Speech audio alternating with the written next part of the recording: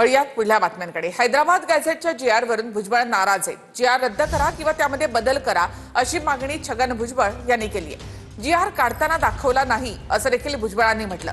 तर जीआर काढताना भुजबळांशी चर्चा केली होती असं उपमुख्यमंत्री एकनाथ शिंदे यांनी म्हटलंय। जीआर काढताना भुजबळ यांच्याशी चर्चा केली होती असं एकनाथ शिंदे यांनी म्हटलेलं आहे। हैदराबाद गॅझेटच्या जीआर वरून भुजबळांनी नाराजी व्यक्त केली आहे। हैदराबाद गॅझेटवरून सरकारने काढलेला जीआर मागे घ्यावा किंवा त्यात बदल करावा अशी मागणी भुजबळांनी केली। समता परिषदेच्या वतीने भुजबळांनी मुख्यमंत्री फडणवीसांना 8 पानी पत्र लिहिले। प्रचंड दबावाखाली जीआर काढण्यात आला असा उल्लेख भुजबळांनी पत्रात केलाय। एक तर ते तुम्ही विड्रॉ कराल, कॅन्सल कराल, तो जीआर 2/9/25 चा आहे, तो काढायचा असेल त्यातून काही शब्द नीट करायचा असेल ते तुम्ही ताबडतोब करावं। जीआर जो आहे तो काढला, तो प्रचंड दबावाखाली जे एजिटेशन सुरू होतं त्या एजिटेशनमुळे त्या प्रचंड दबावाखाली तुम्ही तो काढलेला आहे। तुला कल्पना द्यायला गाचपाने तू काय बाप आहे का सरकारचा, का तू राष्ट्रपती आहेस? तू कोण आहे रे? तिथं मुख्यमंत्री आहे, संविधानाच्या पदावर बसलेले। तुला विचारायला का तू बाप लागून गेला का सरकारचा? तो ह्या म्हणण्यावर कायदा चालवायचा काय आता सरकारने? तू म्हणशील तसं मी तू वेटीस धरा लागला काय सरकारला एकटा? फडणवीस साहेबांनी याला जेलला फेकलं पाहिजे ना, डाग लावीन। हे सरकारने काढलेल्या जीआरमुळे ओबीसींवर अन्याय होत असल्याचं भुजबळ म्हणाले। तर जीआर काढण्यापूर्वी ओबीसींना कोणताही धक्का लागणार नाही याबाबत भुजबळांशी चर्चा केली होती असं शिंदे म्हणतायत। तर जीआर काढताना दाखवला नाही अशी नाराजी भुजबळांनी व्यक्त केली आहे। तर मराठी पत्रकार संघाकडून मुख्यमंत्री फडणवीसांचा फिनिक्स पुरस्काराने सन्मान करण्यात आला। काहींना म्हटलं माझी राख होते इतक्यात मी भरारी घेतली, फिनिक्स शब्दावरून फडणवीसांनी विरोधकांना टोला लगावलाय। तुम्ही फिनिक्स नाव दिलं तर म्हणजे मी काही राखेतनं उभा झालो नाही, पण अनेक वेळा लोकांना असं वाटलं की माझी राख होते आहे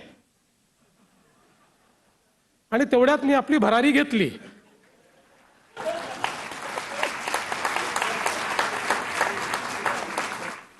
तर ही का घेऊ शकलो? कारण जेव्हा जेव्हा राखेचा क्षण आला त्यावेळी त्याला सकारात्मकतेने पुढे गेलो, आव्हानांपासून कधी पळालो नाही, टोकाचं राजकारण केलं नाही। आणि म्हणूनच मला असं वाटतं की या सगळ्या विपरीत परिस्थितीतनं एक एक पाऊल मी पुढे जात गेलो। फिनिक्स पक्ष हा वारंवार राखेतून भरारी घेतो, त्याची पुन्हा पुन्हा राख होते, पुन्हा पुन्हा तो भरारी घेतो। म्हणजे त्यांनी शिवसेनेचं उदाहरण दिलं। देवेंद्र फडणवीस आणि त्यांच्या लोकांनी वारंवार शिवसेनेला संपवण्याचा प्रयत्न केला आणि शिवसेना पुन्हा पुन्हा फिनिक्स पक्षाप्रमाणे आकाशात झेप घेत राहिली। त्याच्यामुळे जर त्यांनी स्वतःची तुलनाही फिनिक्स पक्षाप्रमाणे केली असेल याचा अर्थ त्यांचीही राख रांगोळी करण्याचा प्रयत्न त्यांच्या सहकार्यानेच केलेला आहे। हे आम्ही या आंदोलनात सुद्धा बघितलं आणि शिवसेनेनं कायम स्वतःला फिनिक्स पक्षाची उपमा दिली। तर उद्धव ठाकरेंनी पाठीत खंजीर खुपसल्यानंतर फडणवीस फिनिक्स सारखे उभे राहिले असं नवनाथ बन यांनी म्हटलं। भाजप आणि फडणवीस हे फिनिक्स आहेत, राऊत हे गिधाडी प्रवृत्तीचे आहेत असं बन यांनी म्हटलंय। देवाभाऊंच्या पाठीत खंजीर खुपसण्याचं काम उद्धव ठाकरेंनी केलं। त्यानंतर देवाभाऊ उभे राहिले आणि फिनिक्स प्रमाणे त्यांनी भरारी घेतली। भारतीय जनता पार्टी आणि देवाभाऊ फिनिक्स आहेत। संजय राऊत हे गिधाडी प्रवृत्तीचे आहेत।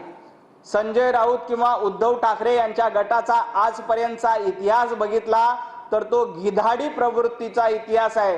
फिनिक्सच्या भाषा संजय राऊत यांना समजणार नाहीत, कारण त्यांची प्रवृत्तीच गिधाडाची प्रवृत्ती आहे। खरं तर ते म्हणतात की शिवसेना संपवली।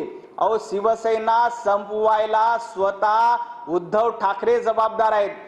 उपराष्ट्रपती पदासाठी संसदेमध्ये मतदानाची प्रक्रिया आता सध्या सुरू आहे। पंतप्रधान मोदी, राजनाथ सिंह यांनी मतदान केलं आहे। सीपी राधाकृष्णन आणि बी सुदर्शन रेड्डी निवडणुकीच्या रिंगणामध्ये आहेत। बीआरएस, बीजेडी, शिरोमणी अकाली दल मतदानामध्ये सहभागी झाले नाही।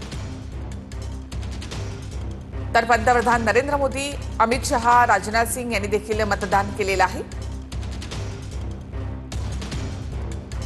त्याचबरोबर राहुल गांधी, मल्लिकार्जुन खरगे, प्रणिती शिंदे यांनी देखील मतदान केलं।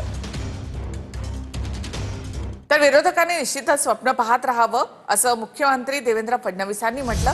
क्रॉस वोटिंगवर मुख्यमंत्र्यांनी एका वाक्यात ही प्रतिक्रिया दिली. आगे आगे देखो होता है क्या, असं देखील फडणवीस म्हणाले.